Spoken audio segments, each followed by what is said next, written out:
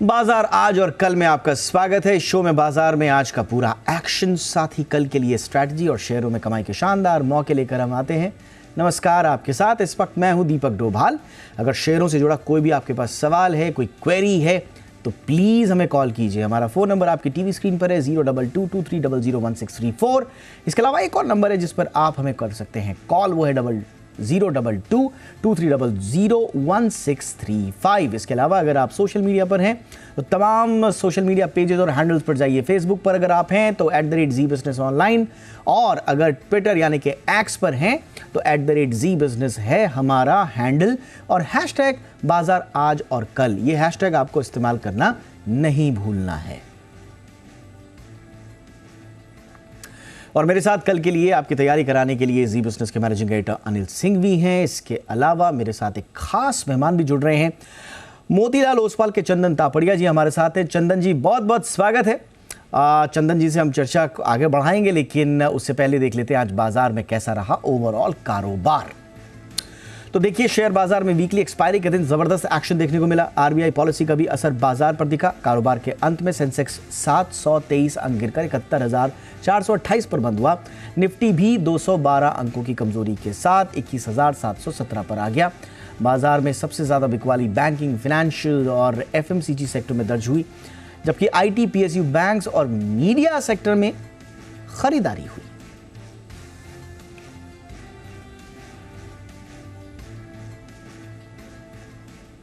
और अब रुक करते हैं आज के बाजार पर एडिटर स्टेक का। जी बिजनेस के मैनेजिंग एडिटर अनिल सिंघवी क्या बता रहे हैं, मौजूदा मार्केट का हाल देखिए। भारतीय बाजारों में आज दिखा जबरदस्त एक्शन वाला सेशन। वैसे दो आज खास बड़ी चीजें थी, एक आरबीआई की पॉलिसी और दूसरा निफ्टी की वीकली एक्सपायरी। इन सब के बीच दुनिया भर के बाजारों से संकेत थे आज फिर से बेहतर, और इन मजबूत संकेतों के चलते आपका मजबूत खुलना तो तय था ही, बिल्कुल था, और मजबूत शुरुआत हुई भी। शुरुआत होने के बाद 22,000 के आसपास खुले, थोड़ी देर वहां वक्त बिताया और उसके बाद बाजार सीमित दायरे में ट्रेड करते दिखे। लेकिन जैसे ही आरबीआई की पॉलिसी खत्म हुई उसके बाद बाजार गिरना शुरू हुआ। और गिरने की वजह क्या थी? ये कि एक और जहाँ लिक्विडिटी और बढ़ाने के लिए किसी भी तरह के कोई प्रयास करने से आरबीआई ने साफ इनकार किया, जरूरत पड़ने पर करेंगे, अभी पॉलिसी में नहीं। और दूसरा, जो कुछ भी बैंक्स अपने हिडन चार्जेस लगाते हैं लोन देते वक्त, processing charges, document charges, legal charges, अब उन्हें साफ साफ ब्याज दरों में जोड़कर ये बताना होगा। ये दो कारण ऐसे थे जिनसे बैंक्स की पिटाई होती दिखी, और बैंक निफ्टी ने फिर से गिरावट को लीड किया। वैसे सुबह सुबह बैंक निफ्टी 46,000 के ऊपर खुलकर 46,175 के लेवल के आसपास पहुंचा भी, लेकिन वहीं से प्रॉफिट बुकिंग आती दिखी। ऊपरी स्तरों से एक बार 1700-1800 पॉइंट बैंक निफ्टी लुढ़क गया, फाइनली 800 पॉइंट के नुकसान के साथ बंद होता हुआ नजर आया। सो बैंक निफ्टी की तरफ से आज कमजोरी की लीडरशिप फिर से आती दिखी, और ये कुछ हुआ पॉलिसी के बाद। अब मिड कैप और स्मॉल कैप शेयर पिछले 10 दिनों से तेजी में, आज भी मौजूद थे। दोनों ने रिकॉर्ड हाई दिन के दौरान बनाया भी, लेकिन जब दिग्गजों की इतनी पिटाई हुई तो बंद होते होते स्मॉल और मिड कैप शेयर भी कमजोरी के साथ या फ्लैट बंद होते हुए दिखे, ऊपरी स्तरों से फिसल कर।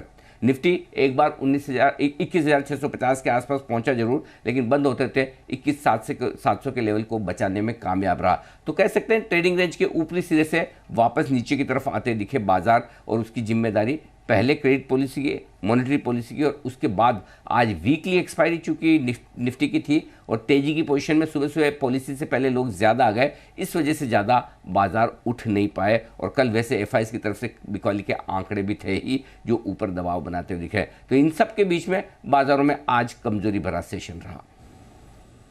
चलिए, और आगे बढ़ने से पहले देख लेते हैं आज संस्थागत निवेशकों ने कितनी खरीदारी या फिर बिकवाली की है। एफआईआईज यानी कि विदेशी संस्थागत निवेशकों ने कैश मार्केट में करीब 4,933 करोड़ रुपए की बिकवाली की है। वहीं डीआईआईज यानी कि घरेलू संस्थागत निवेशकों ने करीब 5,512 करोड़ रुपए की खरीदारी की है।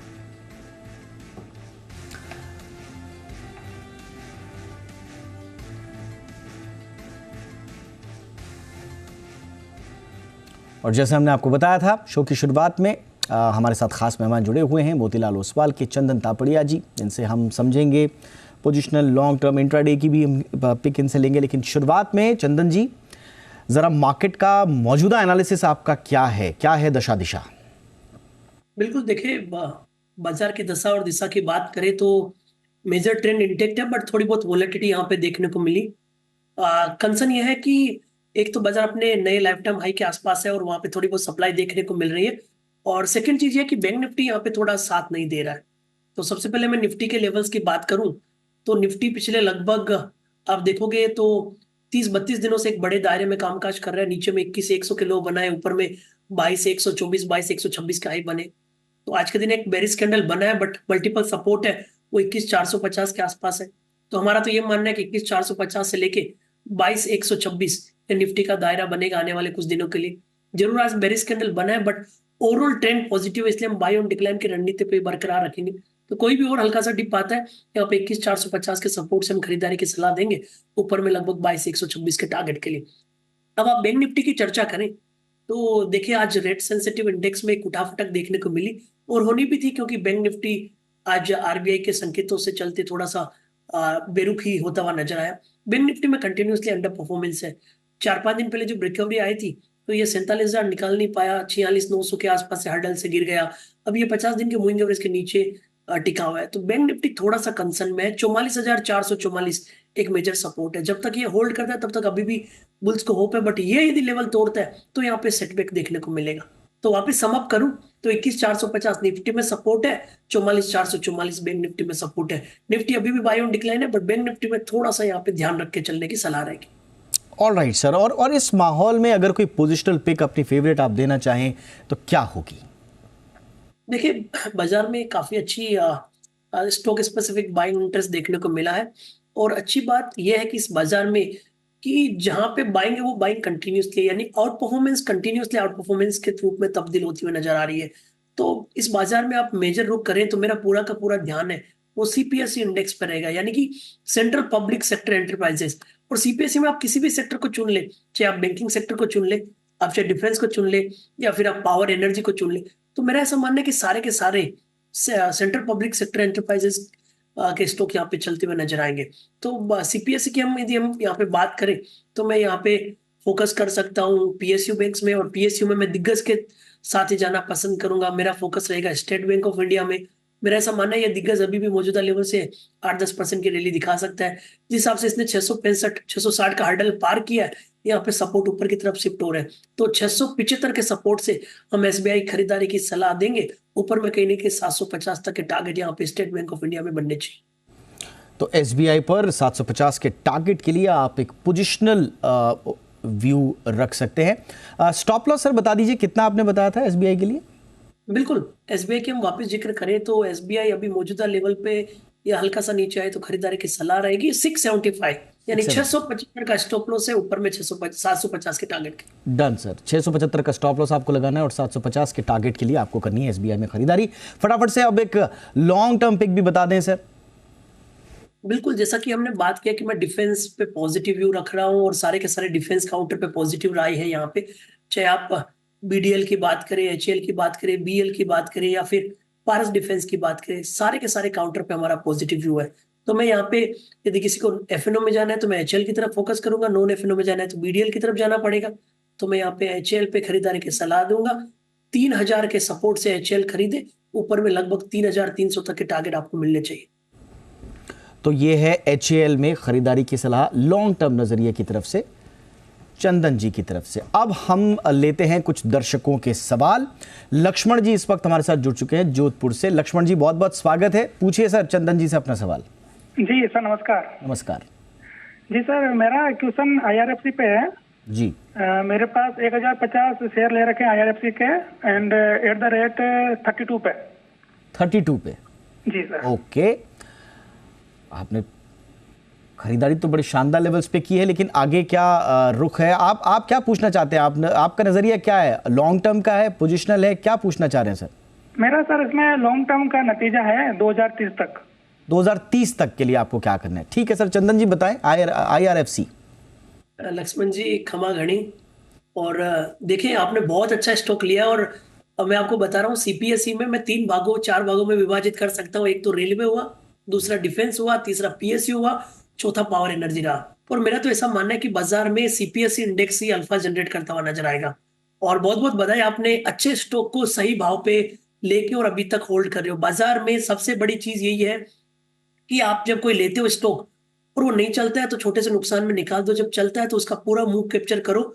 मेरे हिसाब से पैसा बनाने का यही तरीका है, वेल्थ क्रिएशन का यही तरीका है।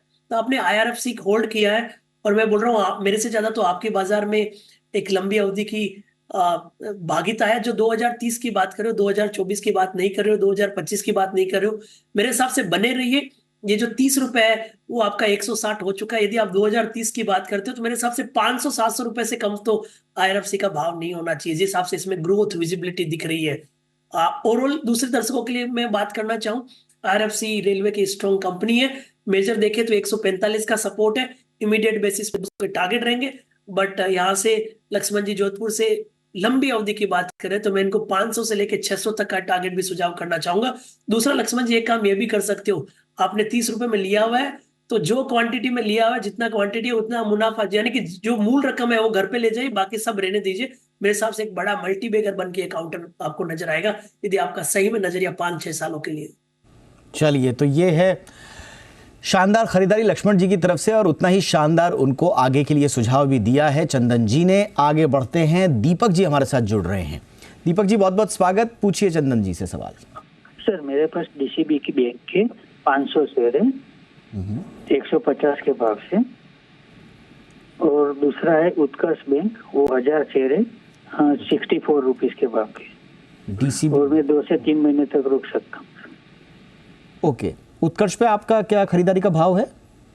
64 पे। और आपने नजरिया बताया कितना?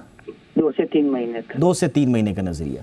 तो DCB BK से और उत्कर्ष, DCB से शुरू करते हैं सर। चंदन जी क्या सलाह देंगे दीपक जी को? दीपक जी, देखिए आपने 2 बैंक लिए हैं, बट मेरे हिसाब से यदि आप इसकी जगह अच्छे PSU लेते ना तो ये बाजार आपको एकदम धुएंधार मुनाफा देता। बट ठीक है, आपने फिर भी एटलीस्ट बैंकिंग की तरफ जाए हैं। तो सबसे पहले मैं DCB की बात करता हूँ। DCB इतना अच्छा मुझे नहीं लग रहा है कंपेरेटिवली, क्योंकि आप देखोगे यहाँ पे थोड़ा सा सेटअप वीक है। 4-5 वीक से lower top lower bottom formation बन रहा है। 163 से लेके यहाँ पे 132 तक की बिकवाली हुई है। तो यहाँ पे थोड़ा अंडर परफॉर्मेंस है। अंडर परफॉर्मेंस इसलिए क्योंकि जब बाजार चलता है तो काउंटर चल नहीं रहा है, और गिरता है तो ये थोड़ा थोड़ा गिरने के लिए तैयार हो जाता है। तो 2 चीजें, एक तो आप यदि इसको 115-120 तक होल्ड कर पाओ तो अच्छी बात है, क्योंकि वहां तक तो गिरता हुआ नजर आ रहा है। तो सबसे पहले 115-120 आएगा, और उसके बाद शायद यहाँ पे 150 तक की गुंजाइश बन सकती है। तो आपको पेशेंस रखना पड़ेगा। अंडर परफॉर्मेंस है, थोड़ा नीचे आ सकता है। अब हम बात करते हैं उत्कर्ष बैंक की। तो ये रिसेंट लिस्टेड काउंटर है, यहाँ पे अच्छा सेटअप है। पिछले लगभग मेरे पास में 7-8 महीने की डेटा हिस्ट्री है, जिस हिसाब से 4 वीक पहले का हर्डल 65 अब पार हुआ है। यहाँ पे मूवमेंट बनना चाहिए। तो मेरा ऐसा मानना है उत्कर्ष में कि 60 रुपए के सपोर्ट से कहीं ना कहीं आपको 75 से 80 रुपए तक के टारगेट बनने चाहिए। तो DCP में हल्के से डिक्लाइन बनेंगे, बट उत्कर्ष में यहाँ पे मोमेंटम और मौजूदा लेवल से 10 से 12 रुपए की और तेजी बन सकती है। ठीक है, तो DCB बैंक और उत्कर्ष पर ये रही दीपक जी के लिए चंदन जी की ओर से राय। और अब देखते हैं जी बिजनेस के मैनेजिंग एडिटर अनिल सिंघवी कल के लिए बाजार पर क्या स्ट्रैटेजी बनाने की सलाह दे रहे हैं। जहां तक कल के बाजारों का सवाल है, भारतीय बाजारों के बंद होने के वक्त डाउ फ्यूचर्स एकदम सपाट कारोबार करते हुए दिख रहे थे। कोई खास रुझान डाउ और नैस्डैक फ्यूचर्स से है नहीं। देखते हैं आज की गिरावट में FIs की तरफ से बिकवाली का आंकड़ा कितना बड़ा होता है, क्योंकि कल तो बिकवाली उनकी तरफ से अच्छी खासी हुई थी कैश और वायदा कारोबार में। क्या वही माहौल आज दिखता है या फिर बिकवाली ज़्यादा ट्रेडर्स की तरफ से होती हुई दिखी, ये देखना इंटरेस्टिंग होगा। अब इंटरेस्टिंग एक और चीज़ है कल, और वो ये कि वीकली एक्सपायरी निफ्टी और बैंक निफ्टी की दोनों की खत्म होने के बाद बाजार हैं हल्के इन दोनों ही इंडेक्स पर। सो ऐसे में सपोर्ट रेंज के नज़दीक आप पहुंचेंगे, और वो है 21,550 21,650। निफ्टी पर कल आपके लिए करेगा सपोर्ट का काम, और ऊपरी स्तरों पर 21,850 21,950 रुकावट की होगी रेंज। बैंक निफ्टी का जहाँ तक सवाल है 45,000 के आंकड़े के बेहद करीब बंद होता दिखा। वैसे इमीडिएटली जो सपोर्ट है वो 44,875 से 45 जा रहे हैं, और इसके ठीक नीचे गए तो 44,400 44,500 मजबूत सपोर्ट का काम कल बैंक निफ्टी पर करेगा, और वो आसानी से टूटने वाला है नहीं। ऊपरी स्तरों पर 45,500 के आसपास रुकावट है, उसको पार करके टिके तो बैंक निफ्टी में थोड़ी जान लौटती हुई नजर आएगी। सो बैंक निफ्टी अभी भी कमज़ोर है, कमजोरी के ही संकेत दे रहा है, कोई रिकवरी खास है नहीं, लेकिन निफ्टी अपने इंपॉर्टेंट सपोर्ट लेवल के आसपास पहुंच सकता है। तो कल का हफ्ते का आखिरी ट्रेडिंग सेशन रहेगा बेहद इंटरेस्टिंग। चलिए, और अब हमारे साथ चॉइस ब्रोकिंग के सुमित बागड़िया साहब जुड़ रहे हैं, जो बताएंगे कल ऑप्शंस के जरिए कहां मौके बनेंगे। सुमित जी स्वागत सर, बताइए ऑप्शन स्ट्रैटेजी।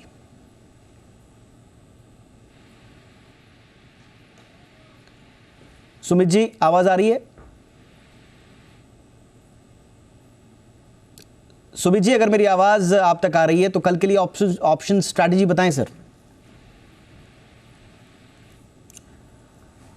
चलिए, मुझे लगता है कि संपर्क नहीं हो पा रहा है सुमित जी से। चलते हैं चंदन तापड़िया जी के पास और उनसे इंट्राडे कॉल लेनी है। चंदन जी, कल के लिए इंट्राडे कॉल सर। बिल्कुल, इंट्राडे कॉल्स के लिए मैं यहाँ पे फोकस करूंगा टाटा पावर पे, और टाटा पावर पे खरीदारी की सलाह रहेगी। आप देखोगे पावर स्टॉक्स में काफी अच्छा दमखम देखने को मिला है। इनफैक्ट पिछले 4 महीने से अच्छी रफ्तार है और पूरा का पूरा पावर एनर्जी सेक्टर यहाँ पे अच्छा परफॉर्म कर रहा है। तो टाटा पावर पे हम खरीदारी की सलाह देंगे। यहाँ पे 398 का स्टॉप लॉस रहेगा, ऊपर में लगभग 425 तक के टारगेट के लिए। उसके अलावा आप सुमित जी से ऑप्शंस की बात कर रहे थे बट संपर्क नहीं हो पाया है, तो मैं सोच रहा हूँ कि उनके तरफ से मैं एक ऑप्शंस का ट्रेड दर्शक को दे देता हूँ। ओके, एक बार मैं टीम से पूछ लेता हूँ, क्या सुमित जी हमारे साथ जुड़ रहे हैं क्या? हाँ, सुमित जी जुड़ गए हैं सर हमारे साथ। सुमित जी, स्वागत सर कल के लिए ऑप्शन स्ट्रैटेजी। नमस्कार, गुड इवनिंग। evening. कल के लिए 2 ऑप्शन का स्ट्रेटेजी है मेरी तरफ से। पहला स्ट्रेटेजी है आईटी सेक्टर का HCL टेक। HCL टेक 1630 वाला कॉल 40 रुपए के आसपास लेने का सलाह रहेगा।